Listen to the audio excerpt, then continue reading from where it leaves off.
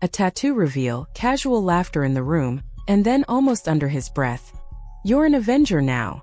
And Ryan Reynolds' actual response, unscripted, unguarded, said twice like he couldn't quite believe he was allowed to say it out loud. "I want to be an Avenger. I want to be an Avenger." Don't let that line pass as a joke.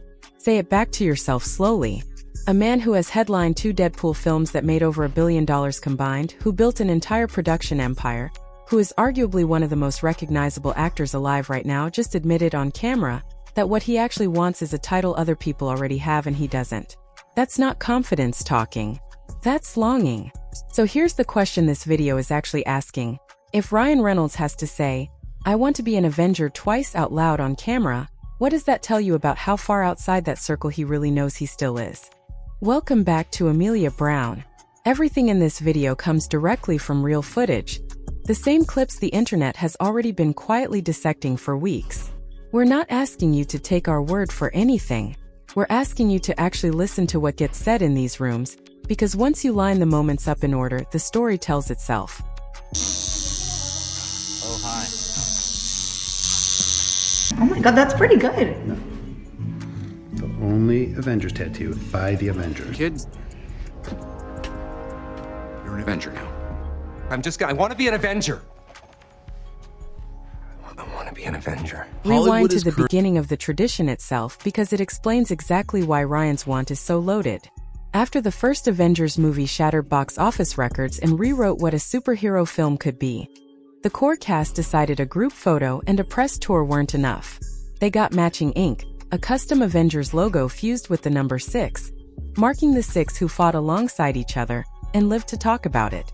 Robert Downey Jr., Chris Evans, Chris Hemsworth, Scarlett Johansson, and Jeremy Renner all went through with it. Mark Ruffalo famously did not. Now play the second clip because it's where things get interesting. Actually, I think people would come to see this. You all got tattoos. Yes. Right. Notice how casually that confirmation lands, how unremarkable it sounds to everyone in that room. That's the tell. For them, it was never a marketing stunt or a calculated brand moment. It was just something friends did after going through something enormous together. The tattoo wasn't the achievement. It was the leftover proof of one. That's precisely the club Ryan is locked out of. And it has nothing to do with box office numbers. You can't buy your way into a shared decade of exhaustion, trauma, and triumph after the fact. You either lived it with them or you didn't. And Ryan Reynolds, for all his success, was never in that room when it happened. I think people would come to see this. You all got tattoos. Yes. Right? Here's where this story gets genuinely uncomfortable, and not for the reason you'd expect. Play the third clip closely all the way through.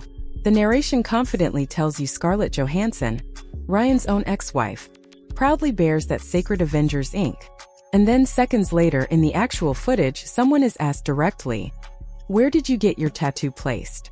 The answer, "I didn't get a tattoo. I opted out of the tattoo." It's not over yet. Sit with that contradiction because it's not a small one. The very story being told about who's in and who's out, who earned the ink and who didn't, contains its own footage quietly undercutting the claim. If even the basic facts about who has and hasn't gotten inked are getting fumbled or misrepresented along the way, how much of the rest of this sacred brotherhood versus desperate outsider narrative is actually solid, and how much of it is convenient storytelling stitched together after the fact to make a juicier headline? This isn't a minor editing slip either. When a video spends its opening minutes building an entire mythology around who's inside the club and who's forever locked out, and then its own footage shows someone casually admitting they opted out, that's not a small inconsistency. That's the entire foundation of the story quietly cracking in real time, right in front of the audience, and almost nobody watching seems to catch it because the narration keeps talking over it with total confidence. This matters because it changes what Ryan's "I want to be an Avenger" line actually means. If the tattoo club itself is smaller, messier, and less unanimous than the story wants you to believe, then Ryan isn't necessarily standing outside some ironclad, universally agreed upon fortress. He might be standing outside a much blurrier line than anyone's willing to admit, one where even insiders can't keep their own story straight. Where did you get your tattoo placed? I didn't get a tattoo. Oh my gosh! I opted out of the tattoo. It's not over yet. Jump ahead to the fourth clip. For words that get treated as a punchline in most retellings but deserve a much closer read. Have you ever tried shawarma? That line comes from the original 2012 post-credits scene. The exhausted, silent team eating shawarma after saving the world. One of the most quietly beloved moments in the entire franchise's history, precisely because nothing about it was trying to sell you anything. It was just tired people together eating. Now here's what almost nobody bothers to say plainly. When Deadpool and Wolverine echoes that same shawarma beat years later, that's not theft. That's reverence. You don't lovingly recreate the tone of a scene you're trying to steal credit from. You recreate the tone of a scene that actually meant something to you as a fan first and a franchise player second. Painting that homage as evidence of desperate copying flattens a genuinely sincere callback into a punchline, and it ignores the much more human explanation sitting right there in the footage.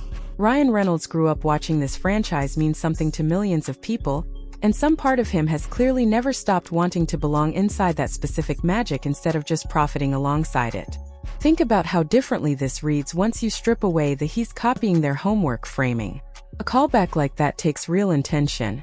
Someone on that production had to remember the original beat well enough, care about it deeply enough, to want to echo its exact rhythm years later in a completely different movie. That's not the behavior of someone cynically rating a franchise for spare parts. That's the behavior of someone who has quietly been carrying that scene around for over a decade, and finally found a way to put a piece of it into something of his own. You ever tried shawarma? Land on the fifth and final clip because it might be the most important 4 seconds in this entire story, and it's the one detail every competing narrative conveniently glosses over. You know, the Avengers discovered shawarma, and the reply, "They'd be lucky to have you." Read that again. Not, "You'll never belong here." Not a door slammed in anyone's face. "They'd be lucky to have you." That's not mockery. That's not gatekeeping.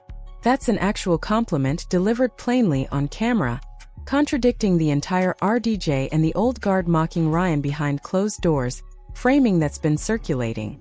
If the insiders truly viewed Ryan as an unwelcome outsider desperately trying to buy his way into a family that despises the attempt, this is not the line you'd expect to hear captured on tape. This is the detail that should genuinely reframe everything. The rejection narrative needs Ryan to be an unwanted intruder, and the original Avengers to be a closed, mocking circle. But the actual footage shows something far more interesting and far more human. Someone openly, sincerely saying the franchise would be lucky to have him. That's not the sound of a fortress money can't buy. That's the sound of a door that's already quietly cracked open, waiting for Ryan to be the one who finally decides to walk all the way through it. Notice, too, how much work the editing has to do elsewhere in this story to keep the rejection narrative alive once this single line exists. Every other insider mocking detail is secondhand, allegedly overheard, reportedly circulating through talent agency talk. This is the one moment where an actual human being says an actual sentence on camera about how the club would feel about Ryan joining it, and it directly contradicts the entire premise the rest of the story is built on. That's not a footnote.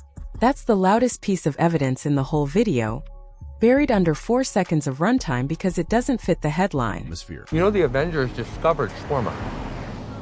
They'd be lucky to have you. Bring it all the way back to the beginning because now the opening line lands completely differently. I want to be an Avenger. I want to be an Avenger. That's not the desperate plea of a man trying to force his way into a club that's rejected him. That's someone saying out loud, unguarded, the thing almost every actor in this industry feels but almost none of them ever admit on camera. That success and money were never actually the thing he wanted most. Belonging was. And when you put it next to "they'd be lucky to have you," the whole tragic outsider framing collapses into something much sadder and much more relatable. Ryan Reynolds isn't standing outside a locked door being mocked by the people inside. He's standing in front of a door that multiple people have already told him on camera they'd happily open, and the only thing actually stopping him from stepping through it might be his own certainty that he doesn't deserve to. Bring every piece back together one final time. A man admitting, twice unscripted, that he wants something money already bought him everything except. A tattoo club whose own footage contradicts the story being told about it. A shawarma callback that reads as love, not theft, once you actually listen to it. And 4 words, "They'd be lucky to have you," that undo an entire narrative of mockery and rejection in a single breath. So ask yourself the question this video keeps circling.